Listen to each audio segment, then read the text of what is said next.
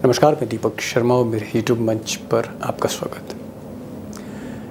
दोस्तों, जब किसी को डरा धमकाकर कोई जीत हासिल की जाती है तो उस जीत की खुमारी बहुत ज़्यादा दिन तक नहीं रहती है।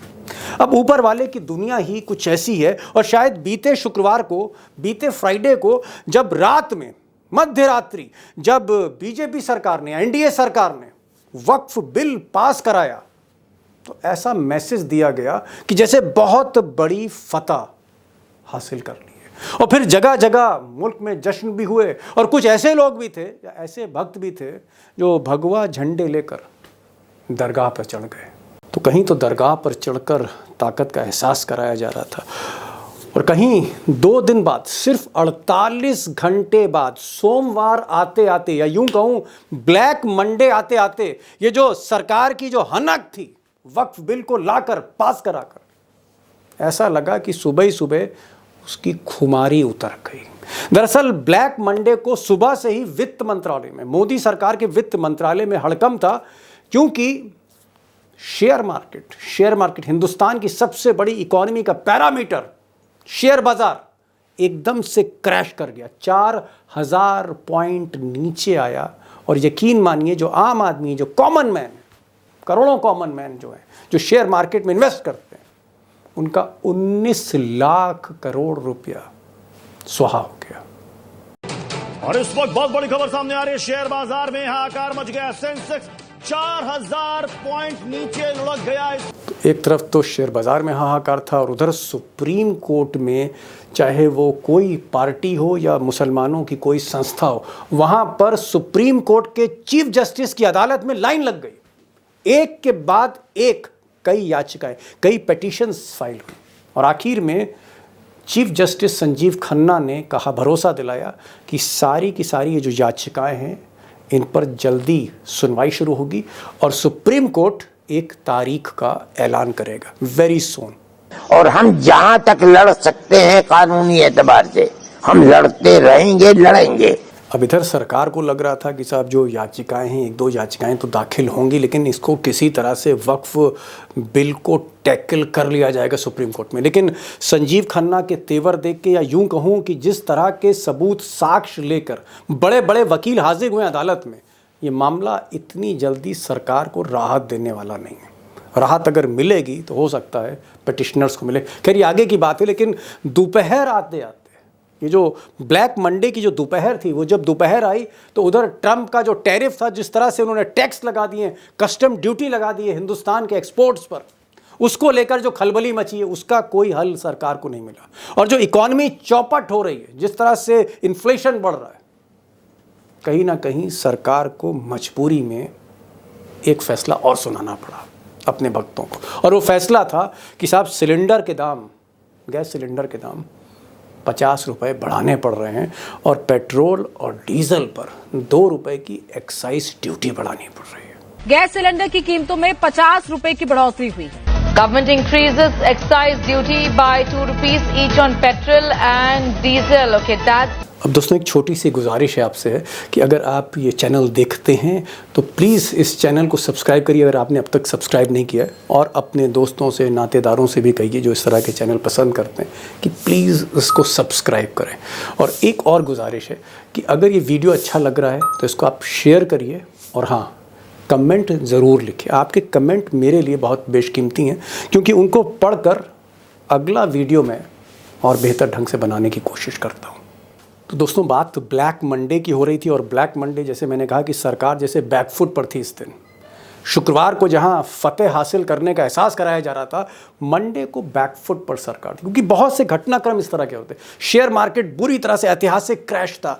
उधर ट्रंप के टैरिफ ने वित्त मंत्रालय से लेकर प्राइम मिनिस्टर ऑफिस कहीं ना कहीं एक हड़कंप मचा रखा था, कोई रास्ता नहीं निकल रहा था। और जो बाकी आंकड़े हैं, बाकी इंडेक्सेस हैं, इन्फ्लेशन के, महंगाई के, एक्सपोर्ट्स के, इंपोर्ट्स के, वो भी सरकार को परेशान कर रही थी। लब्बो-लुआब ये है कि आमदनी का जरिया जो सरकार का है कम होता जा रहा है और शायद इसीलिए गैस सिलेंडर 50 रुपये महंगा करना पड़ा और साथ ही साथ पेट्रोल की एक्साइज ड्यूटी बढ़ानी पड़ी। पेट्रोल और डीजल में एक्साइज ड्यूटी बढ़ानी पड़ी। अब ये तो सबसे चौंकाने वाला फैसला। जी हाँ, बहुत जिम्मेदारी के साथ कह रहा हूं कि ये एक बहुत ही चौंकाने वाला फैसला है। और इसलिए है क्योंकि जिस समय, जिस वक्त में पूरी दुनिया में तेल के दाम कम हो रहे हैं, क्रूड ऑयल जिसे कच्चा तेल कहते हैं, जिस कच्चे तेल से पेट्रोल रिफाइन किया जाता है, डीजल बनाया जाता है, वो जो क्रूड ऑयल है वो सस्ता हो रहा है। यानी तेल और सस्ता होना चाहिए। भूटान में तेल सस्ता है, नेपाल जैसे देशों में तेल सस्ता है। सिर्फ मोदी जी की ऐसी सरकार है जो तेल की कीमत आसमान पहुंचा रही है। और इस पहलू को मैं आपसे गुजारिश करूंगा गौर से सुनिए, क्योंकि इसी में सारा खेल छुपा है कि सरकार किस तरह से हमारी आपके घर की बजट की कमर तोड़ रही है। अब दोस्तों, मोदी सरकार जो है वो तेल आपको महंगा दे रही है, सस्ता दे रही है। तो मोदी सरकार की तुलना में बांग्लादेश की सरकार या भूटान की सरकार या नेपाल की सरकार या अमेरिका की सरकार या ब्रिटेन की सरकार, उससे तो कर नहीं सकता हूँ। मोदी सरकार की तुलना नेहरू सरकार से भी नहीं कर सकता। मोदी सरकार की तुलना, जहाँ तक तेल, डीजल और पेट्रोल की बात है, पॉलिसी है, वो मनमोहन सिंह सरकार से ही की जा सकती है। मनमोहन सरकार से ही की जा सकती है, प्रीवियस गवर्नमेंट से की जा सकती है। और सवाल ये है कि क्या मनमोहन सिंह आपकी जेब काट रहे थे पेट्रोल डीजल के प्राइस के नाम पर? क्या आपकी जेब काट रहे थे, या मोदी ज़्यादा जेब काट रहे हैं, या मनमोहन सिंह आपको ज़्यादा राहत दे रहे थे, या मिस्टर मोदी आपको ज़्यादा राहत दे रहे हैं? सीधे सीधे आंकड़ों को देखिए आप और इस नतीजे पर आइए कि जेब आपकी कौन काट रहा है। अब दोस्तों, जो मैं बात आपके सामने रखने जा रहा हूँ इसको गौर से सुनिएगा, कुछ ही सेकंड की बात है। हम बात कर रहे थे पेट्रोल डीजल की। दरअसल हम पेट्रोल और डीजल जो है क्रूड ऑयल से बनाते हैं। क्रूड ऑयल मतलब कच्चा तेल, और कच्चा तेल दुनिया में इसकी कीमत पर बैरल के हिसाब से लगाई जाती है। एक बैरल में आप मान के चलिए 160-159 लीटर तेल आता है। मैंने मनमोहन सिंह का 2011 का वक्त लिया है, 2011 का साल लिया है। हालांकि वो 2009 से लेकर 14 में सेकेंड टर्म, उसमें भी वो प्रधानमंत्री थे। 2011 मैंने इसलिए लिया है क्योंकि तब पर बैरल तेल बहुत महंगा था। कच्चा तेल $94.88 पर बैरल था उस वक्त, $95 पर बैरल, बहुत महंगा तेल था उस वक्त। लेकिन फिर भी वो तेल आपको सस्ता दिया गया। क्यों दिया गया, कैसे दिया गया, वही मैं समझाना चाह रहा हूँ। तो मैंने आपसे कहा था कि पर बैरल, हर बैरल में 159 लीटर तेल आता है। इसको अगर मैं लीटर में कन्वर्ट करूं, डॉलर को रुपए में कन्वर्ट करूं, तो कीमत आती है $49.47। 2011 की बात कर रहा हूं। 49.47, यानी तकरीबन 50 रुपए पर लीटर की कॉस्ट आती है। और इसमें आप अगर पैसा जोड़ दीजिए रिफाइनरी का, क्योंकि तेल जो है वो रिफाइन होता है, उसका शुद्धिकरण होता है उस कच्चे तेल का, तो जो ऑपरेशनल कॉस्ट है, ट्रांसपोर्टेशन कॉस्ट है, रिफाइनरी से जब वो तेल आपके पेट्रोल पंप तक पहुंचता है, ये सब अगर लगा लें तो 1 लीटर में 7-8 रुपया या 9 रुपये तक खर्च होता है।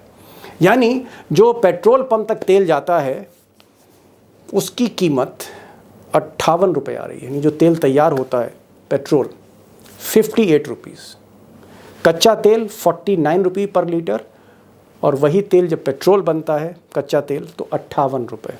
अब इस 58 रुपये के तेल को मिस्टर मनमोहन सिंह की सरकार ने आपको दिया 2011 में 63 रुपये 77 पैसे में। यानी जो तेल था उसकी कीमत 49 रुपये के आसपास थी कच्चा तेल, और जब वो पेट्रोल में कन्वर्ट हो रहा था उसकी ऑपरेशनल कीमत आ रही थी 58 रुपये, और आपको वो तेल 58 रुपये का दिया जा रहा था 63 रुपये 77 पैसे में। यानी मनमोहन सिंह की सरकार 1 लीटर तेल में आपसे पैसा कमा रही थी 5 रुपये 77 पैसे। याद रखिएगा, ये फिगर इंपॉर्टेंट है। 1 लीटर तेल में मनमोहन सिंह 2011 में आपसे 5 रुपये 77 पैसे कमा रहे थे, इतना ही टैक्स लग रहा था। अब मोदी जी की बात कर लेते हैं। मोदी जी के लिए मैंने एक समय लिया है 2020 का। 2020 मैंने इसलिए लिया है क्योंकि तब कच्चे तेल की कीमत बहुत ज़्यादा कम हो गई थी। जैसे मनमोहन सिंह के टाइम पे एक बैरल $94-95 का था, मोदी जी के टाइम पे 2020 में वही एक बैरल कच्चा तेल $40 के आसपास आ गया, $39.68, ऑलमोस्ट $40, $40 का एक बैरल। अब देखिए मोदी जी ने कैसे बेचा, मोदी सरकार ने। अगर मैं इसको रुपए में कन्वर्ट करूं, लीटर में कन्वर्ट करूं, तो कॉस्ट आती है तकरीबन 27 रुपये 87 पैसे की, साफ़ सफाई के बाद, रिफाइनरी के बाद 27.87। 27 रुपये, 28 रुपये मान लीजिए, 28 रुपये लीटर कॉस्ट आती है। मनमोहन सिंह के टाइम पे कॉस्ट आ रही थी 58 रुपये, मोदी जी के टाइम पर कॉस्ट आ रही थी 27 रुपये, क्योंकि कच्चा तेल बहुत सस्ता हो गया था। मोदी जी ने कितने में बेचा? मोदी जी ने तेल बेचा वो आपको, आपकी जो गाड़ी में तेल पेट्रोल गया, 80 रुपये से ज़्यादा। जी हाँ, 27 रुपये की चीज़ आपको 80 रुपये 43 पैसे में थी। यानी कुल मिलाकर मोदी जी सरकार ने जो पैसा रखा एक्साइज ड्यूटी तमाम वाट लगा के, 52 रुपये 56 पैसा, 52 रुपीज़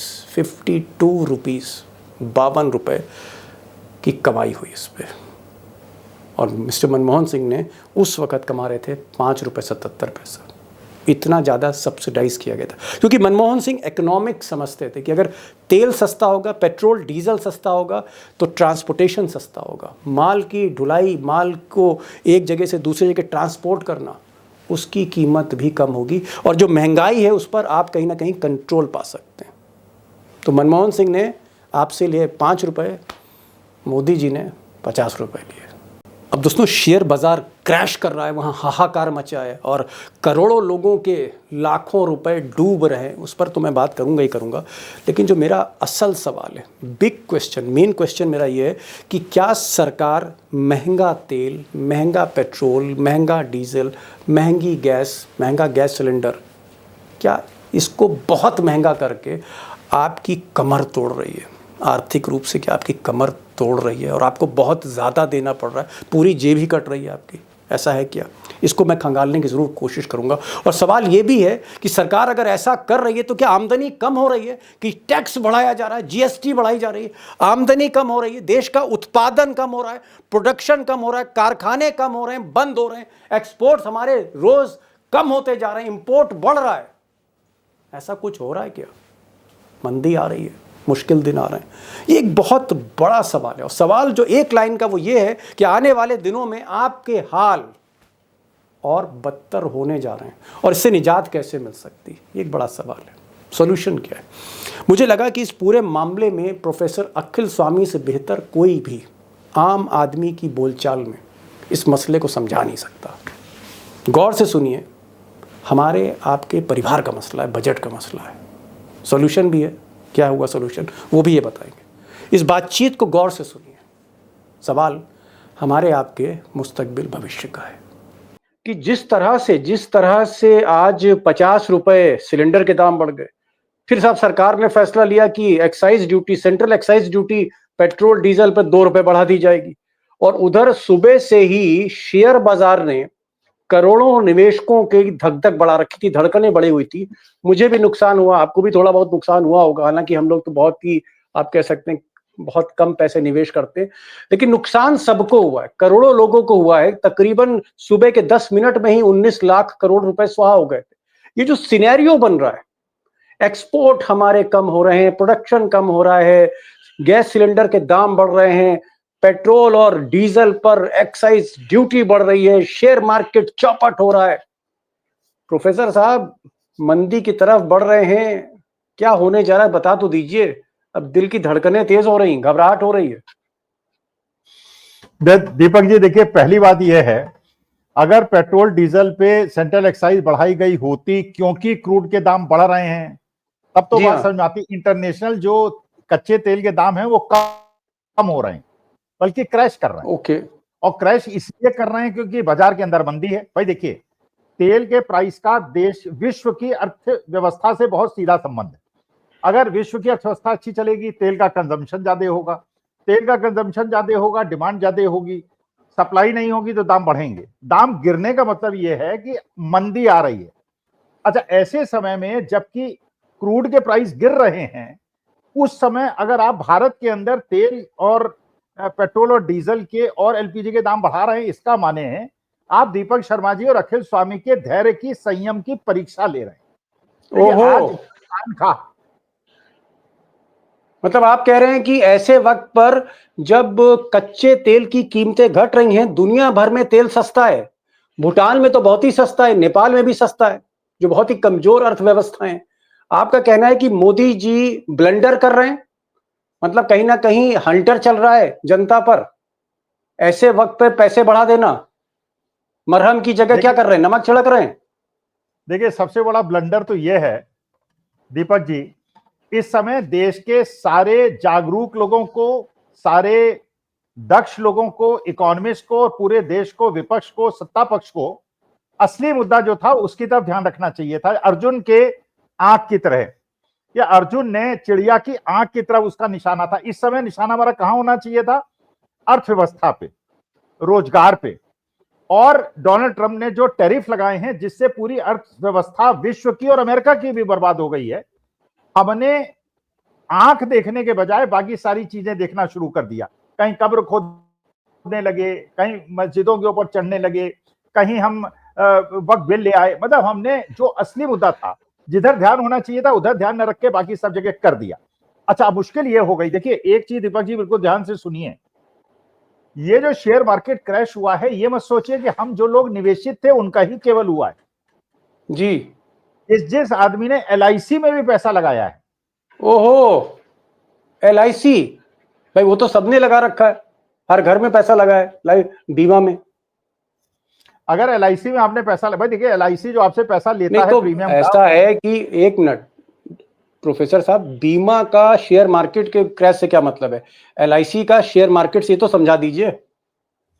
देखिए, जो LIC आपसे पैसा प्रीमियम का लेता है, और ओके, जब आपकी पॉलिसी मैच्योर हो जाती है तो उसमें 7-8% पर ईयर के हिसाब से बोनस देता है जी। अगर वो आपसे पैसा ले ले और उसको कहीं न लगाए तो 7-8% का रिटर्न कैसे देगा? पैसा तो पैसा ही रहेगा, बल्कि जैसे जैसे मुद्रास्फीति होगी, दाम कम होते चले जाएंगे, तो वो उस पैसे से बढ़ोतरी करने के लिए उसको शेयर बाजार में भी लगाता है और बॉन्ड में भी लगाता है। अच्छा, शेयर मार्केट में मान लीजिए उसने पैसा लगाया, और शेयर मार्केट मान लीजिए अभी तो 15% टूटा है पिछले 7 महीने में, अगर ये 50% टूट जाए तो LIC का पैसा डूबेगा कि नहीं डूबेगा? मतलब हमने जो प्रीमियम दिया है LIC को, अभी तक तो वो हमको रिटर्न इसलिए दे रहा था क्योंकि जो पैसा वो शेयर मार्केट में लगा रहा था उससे वो पैसा कमा रहा था और हमको 8% का रिटर्न दे रहा था। अगर उसका रिटर्न नेगेटिव हो जाएगा तो 8% का बोनस कैसे देगा? नंबर 1। नंबर 2, नहीं तो आप क्या कह रहे हैं कि अगर शेयर मार्केट और टूटा तो LIC की भी कमर टूटेगी, तो क्या ऐसी नौबत आ सकती है कि लोगों को अपना क्लेम ही ना मिले बीमा का? आप ये कहना चाह रहे हैं? देखिए, LIC को क्या नुकसान होना है? LIC तो हमारे पैसे पे खेल रही है, बैंक तो हमारे पैसे पे खेल रहा है ना भाई। हम बैंक में पैसा जमा कराते हैं, हम LIC में पैसा जमा कराते हैं, वो उसको निवेशित करता है, पैसा कमाता है, खुद भी रखता है और हमको भी देता है। तो LIC का क्या, चेयरमैन MD LIC को क्या अंतर पड़ता है? उसको तो तनख्वाह मिलती रहेगी। नहीं, मैं कह रहा हूं कि अगर LIC की कमर टूटी तो फिर क्या होगा? दिवालिया होगी। हमारी कमर टूटेगी, LIC की कमर बाद में टूटेगी, पहले हमारी टूट जाएगी भाई। उसको तो तनख्वाह मिलती रहेगी ना। हमारे जो LIC में पैसा लगाया है वो पैसा। अच्छा, फिर आप सोचिए दीपक जी, दूसरी बात, बड़ी महत्वपूर्ण बात, पहले पेंशन मिलती थी गवर्नमेंट एम्प्लॉइज को, अब उन्होंने आपने कर दिया NPS, फिर कर दिया UPS। ये पैसा जो कर्मचारी कंट्रीब्यूट कर रहा है और जो सरकार उसमें कंट्रीब्यूशन दे रही है, पैसा कहां जा रहा है? ये पैसा बॉन्ड में जा रहा है और ये पैसा शेयर बाजार में जा रहा है। जब ये लाखों करोड़ों रुपए शेयर बाजार में गया तो शेयर मार्केट उठ गया। लोगों को ये बताया गया कि शेयर मार्केट इसलिए बढ़ा कि मोदी जी की सरकार बहुत अच्छा काम कर रही है, लेकिन वो बढ़ा इसलिए था कि पैसे का फ्लो बहुत ज्यादा हो गया था। अच्छा, अब सोचिए, अब ये जो यूनिफाइड पेंशन स्कीम है, जिन लोग ये सोच रहे थे कि NPS में 12% कमाएगा NPS, 10% का रिटर्न हमको देगा, एम्प्लॉय को देगा, या उन प्राइवेट कंपनी के एम्प्लॉइज को देगा जो NPS में, या बाकी लोगों को जो NPS में पैसा लगाते हैं, वो 10.5% कमाएगा, 10% हमको दे देगा, आधा % रख लेगा। अब मान लीजिए उसका रिटर्न -10% हो गया, तो अब जो लोग रिटायर होंगे उनको 10% का रिटर्न, उनको तो नेगेटिव रिटर्न मिलेगा। इसका माने जो उन्होंने पैसा लगाया है वही भरपूर पैसा वापस नहीं मिलेगा। स्वामी जी, आज आप डराने का काम कर रहे हैं। आप कह रहे हैं कि बीमा कंपनियां जो हैं उनकी कमर टूटी है, हमें क्लेम नहीं मिलेगा। आप कह रहे हैं पेंशन का पैसा जो है वो भी शेयर बाजार में लगा है, शेयर बाजार टूट रहा है, पेंशन के पैसे पे भी आपने सवालिया निशान लगा दिए। मतलब कुल मिला के सर तो घुमाई दिया आपने। मुझे ये बताइए कि मोदी और शाह को ये समझ नहीं आ रहा है कि शेयर मार्केट टूट रहा है, मंदी बढ़ रही है, बेरोजगारी बढ़ रही है, महंगाई बढ़ रही है, ऐसे में 50 रुपया आप सिलेंडर का जो है दाम बढ़ा दे रहे हैं। क्या ये गलत फैसला नहीं है ये? और ये फैसला क्यों लिया गया स्वामी जी? मोदी जी और शाह साहब को ये पूरा विश्वास है कि वो देश के अधिकांश जनता को हिंदू मुसलमान में उलझा सकते हैं। कब्रिस्तान में उलझा सकते हैं, औरंगजेब की कब्र में उलझा सकते हैं, और वो सफल भी हुए हैं आज तक। लेकिन आज पहली बार दीपक जी मुझे भक्तों की जो बड़ी उच्च कम लेवल की श्रेणी है, उनके फोन आ रहे हैं कि स्वामी साहब हम भी बर्बाद हो गए। क्या आपको लगता है कि इस देश ने या मोदी सरकार ने कोई भी रास्ता, कोई सॉल्यूशन नहीं दिया और शेयर मार्केट टूटता गया, गैस सिलेंडर के दाम बढ़ते गए, पेट्रोल डीजल के दाम बढ़ते गए, महंगाई बढ़ी, इन्फ्लेशन बढ़ा, तो क्या आने वाले समय में आम हिंदुस्तानी के लिए जिंदगी मुश्किल होने वाली है? क्या हर घर का बजट बिगड़ने वाला है?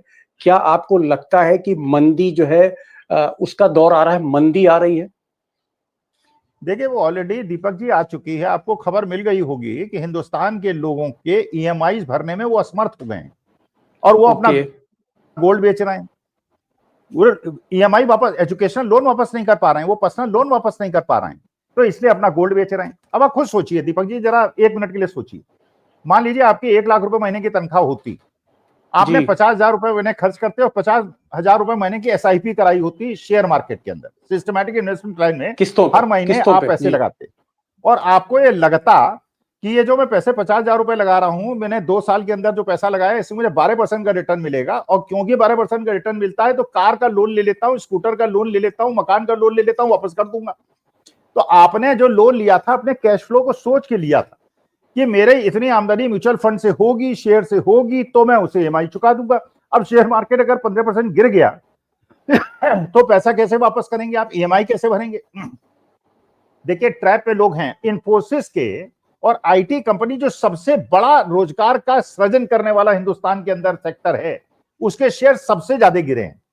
ओके, अच्छा, अब हमारी बात है कि भाई शेयर अगर गिरेगा तो इन्वेस्टर का जब पैसा डूबेगा तो ईएमआई कैसे देगा, उसकी आर्थिक स्थिति खराब। तो ये एजुकेशन लोन में डिफॉल्ट होने का मतलब क्या है, गोल्ड लोन में डिफॉल्ट होने का मतलब क्या है? इसका मतलब ये लोग रिपे नहीं कर पा रहे हैं। तो जो सब प्राइम क्राइसिस अमेरिका के अंदर आई थी, क्योंकि लोग लोन वापस नहीं कर पा रहे थे, वही स्थिति हिंदुस्तान में क्रिएट कर दी। लेकिन आपने ध्यान को भटकाने के लिए, ये पता था, ये सरकार को पता था कि आर्थिक संकट आने वाला है, इसीलिए उन्होंने वक्फ बिल लेके आए कि लोगों का। लेकिन अब वक्फ बिल से भी वो असर नहीं हुआ, क्योंकि अब जनता के पेट पे लात पड़ने लगी, जनता के जेब पे लात पड़ने लगी, तो अगर पेट पे बात आएगी, उसके बाद वक्फ बिल का क्या करेंगे? जितनी उनकी चूड़ी टाइट होगी उससे ज्यादा तो हमारी चूड़ी टाइट हो रही है। जी, एक इम्पॉर्टेंट सवाल, देखिए अभी तो आपने ऐसा समस्याएं गिना दी प्रोफेसर साहब कि वाकई जो भी सुन रहा होगा टेंशन में तो आ ही जाएगा। अगर कोई 12 बजे सोता है तो 12:30 1 बजे तक नींद आएगी। मतलब आपने नींद तो आज डिस्टर्ब करने की पूरा इंतजाम कर दिया है। और जो आप भाई, क्योंकि प्रोफेसर हैं, आप यूनिवर्सिटी में पढ़ाने, पूरी जिंदगी आपने अर्थव्यवस्था को पढ़ाने समझाने में दे दी, इसलिए मैं आपकी बात पर यकीन भी करता हूँ।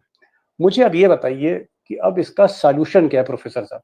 क्या मोदी और ट्रम्प की जो दोस्ती है, गले मिलने की, चाय पिलाने की, और my dear friend Donald Trump कहते हैं मोदी जी, क्या आपको लगता है कि ट्रम्प साहब मोदी जी के कहने पे ये जो टैरिफ, ये जो टैक्स बढ़ाया है भारत पर, क्या ट्रम्प साहब हमें राहत दे सकते हैं? क्योंकि मोदी जी के भाई दोस्त हैं वो। क्या इस दोस्ती के बिना पर भारत को, भारत के लोगों को राहत मिल सकती? क्या ट्रम्प भारत पर जो उन्होंने टैक्स लगाया है या हंटर चलाया है, क्या ये टैक्स माफ कर सकते हैं, कम कर सकते हैं? जैसे 26% है, 5-10% कर सकते हैं? कुछ उम्मीद दिखती है, या आपको लगता है डिप्लोमेसी में ये दोस्ती वोस्ती कुछ नहीं होता है? देखिए दीपक जी, यही जो बात आपने कही, राष्ट्राध्यक्ष जो होते हैं उनकी दोस्ती का कोई मतलब नहीं होता। वो राष्ट्राध्यक्ष होते हैं, राष्ट्र के हित में उन्हें निर्णय लेने होते हैं। अब आपको आप पता कह रहे है हैं कि मोदी और ट्रम्प जितनी बार खाना खा लें, चाय पी लें, कोई मतलब नहीं इसका? नहीं, ट्रम्प तो बहुत सारे लोगों के साथ खाना खाते हैं, कईयों की कुर्सी पीछे खींचते हैं, कईयों को बाहर लेने आते हैं, मोदी जी को अपने असिस्टेंट को बाहर भेज देते हैं। वो इशू नहीं है। इशू ये है कि आज के तारीख में पूरे विश्व के अंदर डोनाल्ड ट्रम्प के और एलन मस्क के खिलाफ एक लहर उठी हुई है। पूरे विश्व के अंदर लोगों ने बाइकआउट करना शुरू कर दिया एलन मस्क को और मेक इन यूएसए को। 6 लाख लोग सड़कों पे आ गए, अमेरिका, ब्रिटेन, फ्रांस, जर्मनी के अंदर, क्योंकि प्रोटेस्ट शुरू हो गया है कि यार क्यों विश्व की अर्थव्यवस्था को बर्बाद कर रहे हो। अच्छा, आज डोनाल्ड ट्रम्प भी रियलाइज कर रहे होंगे कि उन्होंने बहुत बड़ा ब्लंडर कर दिया। उनके शेयर मार्केट खुद 10% गिर गया है। जापान का, चाइना का, हर विश्व का हर देश इस समय आर्थिक मंदी की तरफ धकेल दिया है डोनाल्ड ट्रम्प ने। अब यह है कि वो, लेकिन वो भी मोदी जी की तरह हैं मोदी जी कहते हैं कि मैं एक बार निर्णय ले लेता हूं तो वापस नहीं लेता हूं। किसान बिल पे वापस ले लिया तो डोनाल्ड ट्रंप भी आसानी से तो वापस ले नहीं सकते, लेकिन उन्होंने जिस प्रकार के, क्योंकि मित्र हैं तो दोनों मित्र हैं तो कैरेक्टरिस्टिक भी कुछ मिलती होंगी, उन्होंने भी पूरी तरह से विश्व की अर्थव्यवस्था और अमेरिका की अर्थव्यवस्था को बर्बाद करने का जिम्मा ले लिया है। नहीं, मोदी जी को क्या करना चाहिए? क्या मोदी जी मतलब अगर यूक्रेन रूस का युद्ध जो है वो रुकवा सकते हैं? जैसा लोग कहते हैं कि भाई उन्होंने कहा कि नहीं, युद्ध रोक दीजिए थोड़ी देर के लिए, हमारे भारत के जो नागरिक हैं उनको हमें इवैक्यूएट कराना है। तो क्या अगर मोदी जी फोन करें ट्रंप को, या मोदी जी खुद जाएं, या किसी को भेजें विदेश मंत्री को, क्या राहत मिल सकती है? या आपको ऐसा नहीं लगता कि कोई फेवर नहीं मिलने वाला भारत को? दीपक जी, कोई फेवर इसलिए नहीं मिलने वाला है कि उनके ऊपर एक खुद का दबाव है, उनकी जनता का दबाव है। देखिए, हमारे मार्केटिंग के अंदर एक सिद्धांत होता है, branding thrills but over branding kills. अगर आप ब्रांड बना दिया, आपने एक ब्रांड बना दिया, I am a strong man, अब वो स्ट्रॉन्ग मैन का ब्रांड बन गया, उसको तो खत्म आप कर नहीं सकते। तो आप जितना आगे बढ़ते हैं फिर विड्रॉ नहीं कर सकते। मोदी जी भी विड्रॉ नहीं कर सकते, पुतिन भी नहीं कर सकते, शी जिनपिंग भी नहीं कर सकते, डोनाल्ड ट्रंप भी नहीं कर सकते, क्योंकि they are not. Barack Obama कर सकते थे, बाइडेन कर सकते थे, वो डेमोक्रेट लीडर्स थे। यहां पे लोगों ने एक इमेज बनाई है, उस ब्रांड को ये खुद नहीं तोड़ सकते। अच्छा, मैं अगर मोदी जी के होता दीपक जी, या मैं उनका एडवाइजर होता, मैं कहता डोनाल्ड ट्रंप से बात मत कीजिए, आप एक ज्वाइंट मीटिंग बुलाइए भारतवर्ष के अंदर, उसमें राहुल गांधी को बुलाइए, उसमें स्टालिन को बुलाइए, चिदम्बरम को बुलाइए, टॉप इकोनॉमिस्ट को बुलाइए, और सबसे कहिए कि मैं 2 घंटे बोलूंगा नहीं, तुम लोगों की सुनूंगा, और निर्भीक होकर बोलो, किसी के डीएसबीआई की रेड नहीं होगी, तो मेरे मत के खिलाफ भी बोलोगे, मैं तुम्हें सुनूंगा। देखिए, चाणक्य ने कहा था, वो राज्य हमेशा सुखी होता है जिसके मंत्री निर्भीक होकर बोलते हैं। आज के तारीख में मुश्किल यह है, किसी भी जानकार की हिम्मत नहीं है कि मोदी जी के सामने उनको राय दे दे। आरबीआई की हिम्मत नहीं है कि डिमोनेटाइजेशन करोगे देश की अर्थव्यवस्था बर्बाद हो जाएगी। पूछा ही नहीं, पहले निर्णय लिया, फिर उनको बताया, फाइल पे दस्तखत कराए और उसको अनाउंस कर दिया। तो ये जो चीज है, अगर देश के अंदर, जो अटल जी ने किया था, जैसे इंदिरा गांधी ने किया था, भाई पहले तो ये होता ही था कि एक दूसरे विपक्षी दलों को भी डेलीगेशन में इसलिए भेजते थे जिससे विश्व के अंदर एक मैसेज जाए, we are a democratic country, we respect the opposition party. आज के तारीख में क्या हो गया है, लठ बजाएं, पार्लियामेंट के अंदर बिल पास हो रहे हैं, किसी की सुन नहीं रहे, उनको बाहर निकाल देते हैं, सभापति एक सस्पेंड कर देते हैं, जो लोग सदन में नहीं होते उनको भी सस्पेंड कर देते हैं। तो ये जो डेमोक्रेटिक वैल्यूज की चीज है, ये जो आप मस्जिद पे चढ़ रहे हैं, कब्र खोद रहे हैं, ये क्या विश्व के लोग नहीं सुन रहे होंगे, देख रहे होंगे? इसीलिए सऊदी अरेबिया ने भारत के लोगों को वीजा देना बंद कर दिया है, कहते हैं वीजा नहीं देंगे भारतीयों को। 14 कंट्रीज को उन्होंने ब्लैकलिस्ट किया, जिसमें एक भारत है। अमेरिका ने डर्टी कंट्रीज की लिस्ट में 15 की कंट्रीज की लिस्ट में भारत को डाला है। लेकिन हमारे भक्तगण जो है, मैं उनसे प्रार्थना करता हूं, भक्तगणों से प्रार्थना करता हूं कि ये वास्तविकता में अपनी आंखों को खोलो, देश की वास्तविकता को समझो, और राष्ट्र हित में राष्ट्रीय एकता को बनाने के लिए, धार्मिक सद्भाव को बनाने के लिए काम करो, वरना देश तुम्हें क्षमा नहीं करेगा। स्वामी साहब, आपने कहा कि बड़ा मुश्किल है कि ट्रंप जो है रिवर्स करेंगे और मोदी की दोस्ती काम नहीं आएगी, और आपने ये भी कहा कि हम मंदी की चपेट में आ चुके हैं, आर्थिक संकट गहरा रहा है और बहुत सी चीज़ें होंगी, हमारे प्रोडक्शन, कारखाने, सब पर असर होगा, हमारे निर्यात पर असर होगा, हमारे बिजनेस, व्यापार पर असर होगा। ये बताइए कि अब आने वाला जो समय है, ये छोड़िए, खैर वक्फ बिल की बात छोड़िए, मंदिर मस्जिद की हम लोग ना उलझें उसमें, मोदी उलझे रहें, लेकिन हम लोगों को कम से कम अपने व्यूअर्स को एक सॉल्यूशन देना है। ये बताइए कि क्या अब, मेरा लास्ट क्वेश्चन है, अब हम लोग क्या करें, जो आम आदमी हैं, कॉमन मैन हैं, हम लोग क्या करें कि थोड़ा सा खर्चा अपना कम करें, कुछ सेविंग्स करें, आगे की तैयारी हम कैसे करें? क्या आपका सजेशन है? देखिए दीपक जी, आपके प्रश्न का जवाब बहुत मुश्किल है। इसलिए बहुत मुश्किल है, जो मुझे कहना चाहिए वो ये कहना चाहिए कि अपने खर्चों को कम करिए, अपनी सीट बेल्ट्स को टाइट कर लीजिए, आगे आने वाला समय बहुत खतरनाक है, ये मुझे कहना चाहिए। लेकिन अगर मैं ये सेंटेंस कहता हूं तो इसके साथ एक जोखिम जुड़ा हुआ है। अगर लोग खर्च करना बंद कर देंगे, जीडीपी 2% पे आ जाएगी। लोगों ने खर्च करना बंद कर दिया तो दुकानदारी बंद हो जाएगी, नौकरियां बंद हो जाएंगी, इंडस्ट्रीज बंद हो जाएंगी, मंदी और ज्यादा तेज हो जाएगी। तो वास्तविकता में मेरी राय तो यही होनी चाहिए कि भैया खर्चों, मैंने खर्चे कम कर दिए हैं पिछले 7 महीने से। दीपक जी, मैंने अपने खर्चे जो पहले मैं खुल के करता था, मैंने कम कर दिए हैं। इसलिए कम कर दिए हैं I know bad days are ahead, बुरे दिन सामने हैं, अच्छे दिन की अब कोई संभावना नहीं। Got the point. एक बड़ी बात प्रोफेसर साहब ने कही, पूरी उम्र जो है, उम्र का एक बहुत बड़ा हिस्सा सिर्फ अर्थव्यवस्था को समझने, बाजार को समझने में दिया, और हजारों हजार स्टूडेंट्स आज स्वामी साहब के अलग अलग नौकरियों में हैं, बड़ी बड़ी नौकरियों में। इनका खुद कहना है कि मैंने पिछले 6-7 महीने से अपने फालतू के खर्चे कम कर दिए हैं, बंद कर दिए हैं। तो आप लोग भी थोड़ा सा अपनी जेब को सोच समझ के खर्च करिए। अगर आप लोगों की सलाह होगी तो मैं इस वक्त आम आदमी को क्या करना चाहिए, मैं अलग से एक सेशन फिर से करूंगा स्वामी साहब के पास साथ, जो इसके एक्सपर्ट है। लेकिन फिलहाल दोस्तों सलाह सिर्फ इतनी है कि थोड़ा सोच समझ के चलने का वक्त है। ये बात 50 रुपए सिलेंडर के बढ़ गए, या पेट्रोल बढ़ गया, या शेयर मार्केट में 10 करोड़ से ज़्यादा हमारे हिंदुस्तानी लुट गए, या फिर लोगों के पास आमदनी के साधन कम हो रहे हैं, बेरोजगारी बढ़ रही है, ये सिर्फ वहीं तक सीमित नहीं है।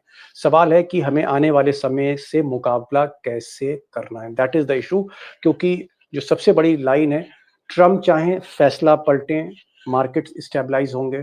ट्रम्प अगर फैसला पलट दें तो कहीं ना कहीं भारत को राहत मिलेगी, हमारी इंडस्ट्रीज को राहत मिलेगी। ऐसा फिलहाल अभी मुश्किल है। तो ट्रम्प क्या करते हैं उसके बारे में तो मैं कुछ नहीं कह सकता, ना डॉक्टर साहब कह सकते, मोदी जी भी नहीं कह सकते। बहरहाल हमें खुद बहुत संभल के चलना होगा आने वाले समय के लिए।